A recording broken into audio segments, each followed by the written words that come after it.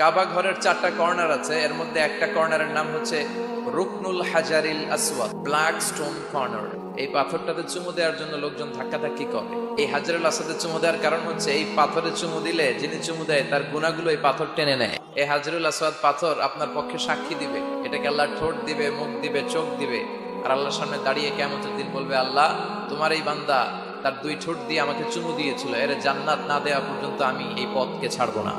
হাজরুল আসওয়াদের corner আর কাবা ঘরের দরজা এর মাঝখানে একটা জায়গা আছে, এই জায়গাটার নাম মুলতাসাম। মুলতাসামে দাঁড়িয়ে হাত লাগিয়ে বুক লাগিয়ে দোয়া করলে এই দোয়া আল্লাহ ফিরিয়ে দেয়।